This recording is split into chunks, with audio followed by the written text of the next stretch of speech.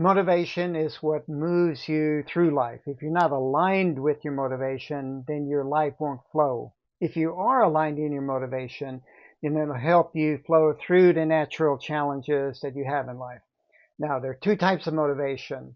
There's extrinsic motivation that's about achieving goals. This gives you a sense of accomplishment. There's also intrinsic motivation that's about learning. You're doing the work for its own sake, and this builds self-efficacy. If you're using both motivations at the same time, it nullifies both of them. So you need to know when to use each motivation. And also, your motivation won't stay heightened all the time. There'll be times when your motivation diminishes.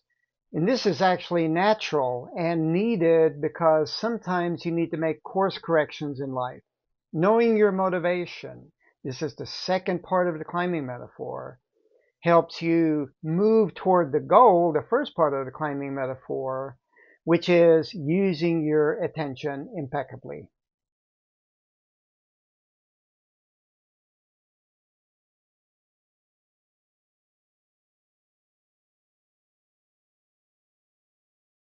So there are two types of motivation. There's extrinsic motivation that's about achievement of goals. You're motivated by something external to yourself. And then there's intrinsic motivation that is about learning, where you're doing the work for its own sake, and this is coming from inside yourself. It's an internal motivation. Now, you can see how the climbing metaphor fits into your motivation here. Recall that there are three parts to the climbing metaphor. There's goals, motivation, and work. Well, goals, the first part, satisfies the extrinsic motivation for achieving those goals. Work, the third part, satisfies the learning-based motivation, that intrinsic motivation for doing the work for its own sake. Now, when you're doing the work, you're exclusively motivated by comfort. You can think of your daily tasks, like if you're going to some destination, you're using Google Maps or some map program or app, you're seeking the easiest, less stressful, less traffic way to get to your destination in a timely manner. You can think of tasks that you need to do. You're looking for the easiest way to do the task, the least amount of money for doing it, and the most efficient use of your energy. In short, you're seeking the path of least resistance toward your goal. So again, both motivations are important. Goals give you direction for that natural comfort-based motivation, and following the path of least resistance is wise in how you do that work, so you're doing it in an efficient manner. It demonstrates that you know how to use your energy and your resources efficiently for doing the work.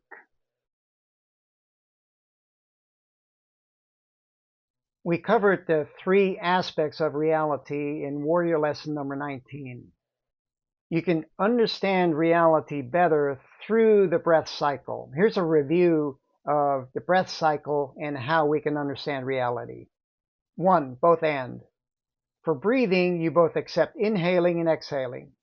For life, you accept both the stress of activity and the comfort of rest. 2. Either or. For breathing, you commit to either inhaling or exhaling. For life, you commit to either engaging the stress of activity or the comfort of rest. 3. Neither nor. For breathing, you neither cling to the inhale nor reject the exhale. For life, you neither reject the inevitable stress of activity nor cling to the comfort of rest.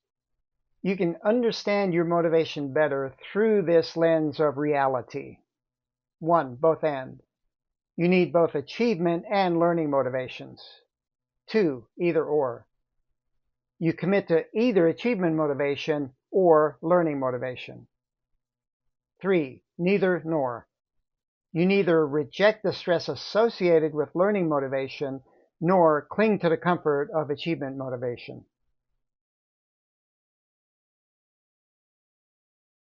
One of the main stumbling blocks in life is rejecting the both-and nature of it. You reject the current chaos, or you cling to the comfort that you're experiencing in the present moment or some future time. And we know that life is challenging, life is stressful, And you tend to reject this fact by striving for a future you think is going to be better than today. Better meaning more comfortable. The basic mindset is today is not okay. It's stressful and chaotic. It shouldn't be this way. I don't accept this chaotic nature of life. Tomorrow will be better. Tomorrow must be better. I have to strive for a better future. With this mindset, you're continually dissatisfied. Life is chaotic and messy and stressful. If you don't accept it, then you always want to be somewhere that you're not, some future place that you think is going to be better.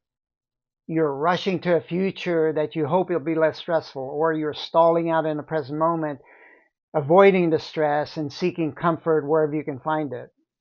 These rushing and stalling behaviors distract your attention. Specifically, they distract your attention from the goal of using your attention more impeccably.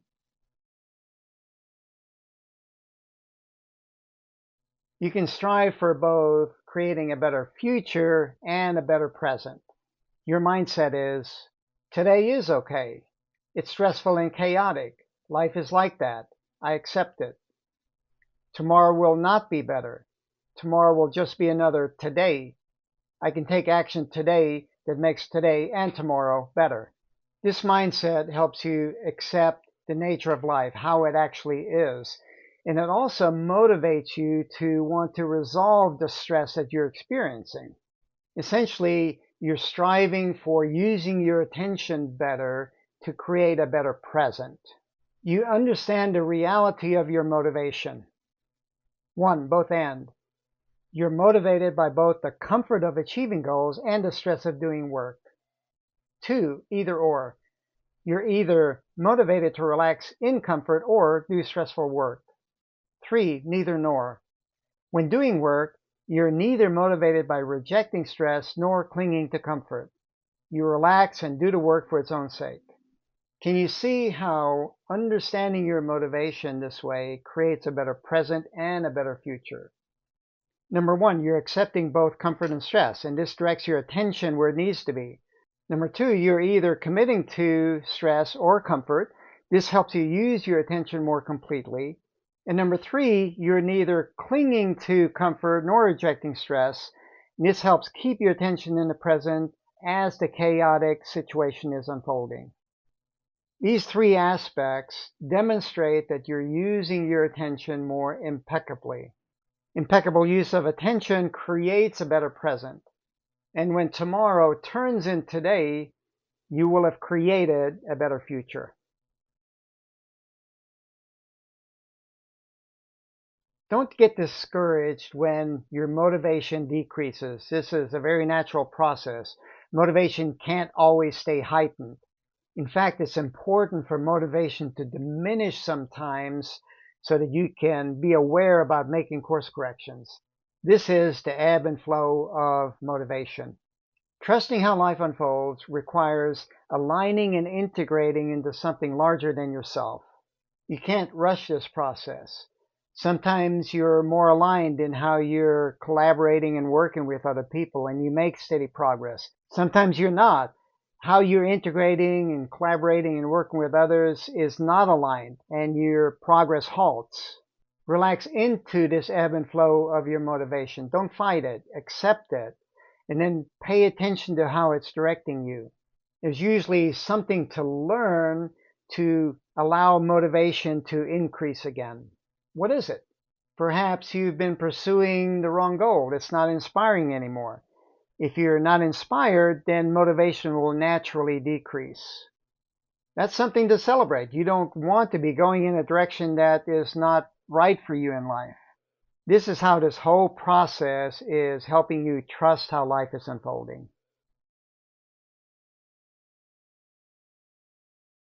Achieving goals happens after stress, after you've done the work. So achievement motivation is easy. Learning is hard. This is when you're doing the work. So you need to understand how to keep your learning-based motivation high. Here's the drill. 1. Acceptance. Life is stressful and full of challenges. Don't fight it. Accept it. No effective work can be done until you accept this fact. 2. Awareness. Stress and challenge are the enemy territories of your life. So be awake and alert as a warrior in enemy territory. This directs your attention into the present moment. 3. Curiosity. You're awake and alert with your attention in the present moment. Now, direct attention to the task with curiosity. Do this with the PCO, Problem, Challenge, Opportunity tool. It shifts how you use your attention. Don't frame the task as a problem. Frame it as an opportunity. Ask yourself, what is the opportunity here? Then act on the opportunity. Life is an ongoing learning process. Know that stress and challenge are essential for learning. Accept and work with this fact. Be aware, then curious. You might just enjoy it.